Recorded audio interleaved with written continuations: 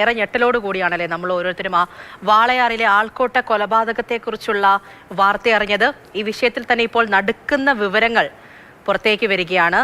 അപ്പോൾ കഴിഞ്ഞ ദിവസം ആ പോസ്റ്റ്മോർട്ടം നടന്നിട്ടുണ്ടായിരുന്നു ആളുടെ. ആ പോസ്റ്റ്മോർട്ടം നടത്തിയ ഡോക്ടർ ഹിതേഷ് ശങ്കർ, ആ ഡോക്ടർ ഇപ്പോൾ ഫേസ്ബുക്കിൽ അദ്ദേഹത്തിൻ്റെ ഫേസ്ബുക്ക് പേജിലൂടെ ഇതുമായി ബന്ധപ്പെട്ടുള്ള നടുക്കുന്ന വിവരങ്ങളാണ് പുറത്തുവിട്ടത്. അതായത് മരണശേഷവും രാംനാരായണനെ മർദ്ദിച്ചു എന്നാണ് അറിയുന്നത്.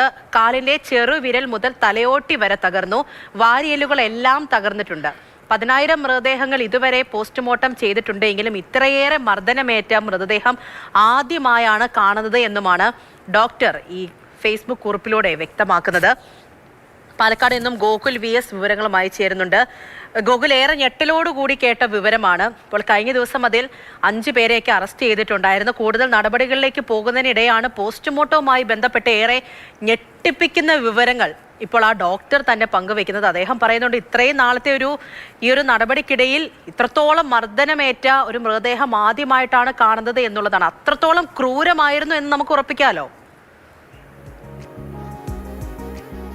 തീർച്ചയായും. കാരണം സാധാരണ ഇത്തരം പോസ്റ്റ്മോർട്ടം ചെയ്ത ഫോറൻസിക് സർജന്മാരൊന്നും ഇത്തരത്തിൽ ഏതെങ്കിലും തരത്തിലൊരു പരസ്യ പ്രസ്താവനയോ അല്ലെങ്കിൽ ഏതെങ്കിലും രീതിയിലൊരു പ്രതികരണങ്ങളോ ഒന്നും തന്നെ നടത്താറില്ല. അപ്പോൾ അദ്ദേഹം അങ്ങനെ ഒരു കുറിപ്പ് പങ്കുവെക്കണമെങ്കിൽ എത്രമാത്രം അദ്ദേഹത്തിൻ്റെ മനസ്സിനെ അത് വേദനിപ്പിച്ചിട്ടുണ്ടാകുമെന്നുള്ളത് നമുക്ക് ഈ കുറിപ്പ് വായിക്കുമ്പോൾ അറിയാം. 10,000 മൃതദേഹങ്ങൾ ഇതുവരെയും പോസ്റ്റ്മോർട്ടം ചെയ്തിട്ടുണ്ട്. ഇത്രയധികം മർദ്ദനമേറ്റ ഒരു ശരീരം ആദ്യമായിട്ടാണ് കാണുന്നതെന്നാണ് ഈ ഫേസ്ബുക്ക് കുറിപ്പിൽ പറയുന്നത്. കാലിൻ്റെ ചെറുവിരൽ മുതൽ തലയൊട്ടി വരെ തകർത്ത നിലയിലാണ്. വാരിയെല്ലുകളെല്ലാം തകർന്നു, നട്ടെല്ല് ഒടിഞ്ഞു, വടികൊണ്ട് ഏറ്റ അടികളാണ് ശരീരത്തിലേറെ. ഒരു ഭാഗത്തും മർദ്ദനമേൽക്കാത്ത ഒരു സ്ഥലം പോലും ഇല്ല എന്നുള്ളതാണ് ഈ ഫേസ്ബുക്ക് കുറിപ്പിൽ പറയുന്നത്. കൂട്ടമർദ്ദനം നടത്തിയവരിൽ ഒരാളെങ്കിലും കൈ ഉയർത്തിയെങ്കിൽ ഇതുണ്ടാകില്ലെന്നും പോസ്റ്റ്മോർട്ടം ചെയ്ത ഡോക്ടർ പറയുന്നു. ഒരു തരത്തിലും ന്യായീകരിക്കാൻ പറ്റാത്തൊരു കൊലപാതകമാണ് വാളയാർ അട്ടപ്പള്ളത്ത് നടന്നതെന്നാണ് ഈ പോസ്റ്റ്മോർട്ടം ചെയ്ത ഡോക്ടർ പറയുന്നത്. അപ്പോൾ നമുക്കറിയാം അത്രമാത്രം വേദനിപ്പിക്കുന്ന രീതിയിൽ അദ്ദേഹത്തെ വേദനിപ്പിച്ചിട്ടുണ്ടാകും. അതുകൊണ്ടായിരിക്കും ഇത്തരത്തിലൊരു കുറിപ്പ് അദ്ദേഹം പങ്കുവയ്ക്കുന്നത്. നമുക്ക് ആ ദൃശ്യങ്ങളൊക്കെ തന്നെ ഇതര സംസ്ഥാന തൊഴിലാളി രാംനാരായണനെ ക്രൂരമായൊരു സംഘം മർദ്ദിച്ചതിൻ്റെ ദൃശ്യങ്ങളൊക്കെ തന്നെ നമ്മൾ കണ്ടതാണ്. അതിലൊക്കെ തന്നെ നമുക്ക് കാണാൻ കഴിയും വലിയ രീതിയിലുള്ള മർദ്ദനം മുഖത്തും കാലിലും എല്ലാ ഭാഗത്തും ശരീരമാസകലം മർദ്ദനം ഏറ്റിട്ടുണ്ടെന്നുള്ളത് ഉറപ്പാണ്. അത്ര അവശനായിട്ടായിരുന്നു അദ്ദേഹം കടന്നിരുന്നത്. അപ്പോൾ ഈ പ്രതികൾ അവർ 15 പേരോളം ഉണ്ടായിരുന്നു എന്നുള്ളതാണ് പോലീസ് കണക്കാക്കുന്നത്. അതിൽ 5 പേരെയാണ് പിടികൂടിയത്. കൂടുതൽ പേരുടെ അറസ്റ്റ് എന്നൊരു പക്ഷേ രേഖപ്പെടുത്താനുള്ള ഒരു സാധ്യത കൂടി നിലനിൽക്കുന്നുണ്ട്. ഒരു തരത്തിലും അംഗീകരിക്കാൻ കഴിയാത്ത ഒരു കൊലപാതകം എന്ന് തന്നെ പറയാം. മാത്രവുമല്ല നമുക്കൊരു കൊലപാതകവും അംഗീകരിക്കാൻ കഴിയില്ല. പക്ഷേ ഇത് ക്രൂരമായി തന്നെ ഒരു കൈത്തരിപ്പ് തീർക്കുക എന്ന് പറയില്ല, അത്തരത്തിൽ ഒരു കുറേ ആളുകൾ, ഒരു തെമ്മാടിക്കൂട്ടങ്ങൾ എന്ന് തന്നെ വിളിക്കണം, അവർ കൈത്തരിപ്പ് തീർത്തതിന്റെ ഭാഗമായി ഒരു ജീവൻ ഇല്ലാതാകുന്നു എന്നുള്ളതാണ് ഏറ്റവും വിഷമകരമായ കാര്യം. 15ഓളം പേരുണ്ടായിരുന്നു അല്ലേ ആ സംഭവം നടക്കുമ്പോൾ ഇയാളെ മർദ്ദിച്ചതിൽ?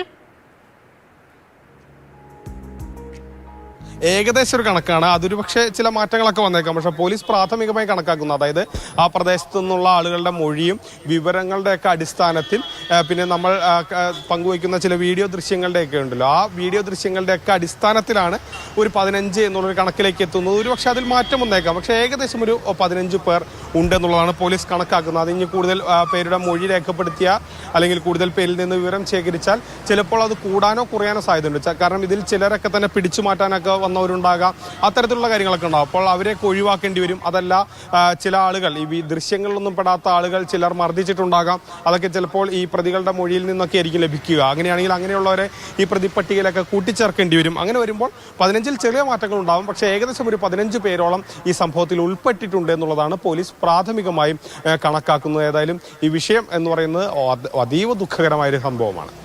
തീർച്ചയായിട്ടും അത്രത്തോളം ഞെട്ടിപ്പിക്കുന്ന വേദനയുണ്ടാക്കുന്ന വിവരങ്ങളാണ് പുറത്തേക്ക് വരുന്നത് എന്നുള്ളതാണ്.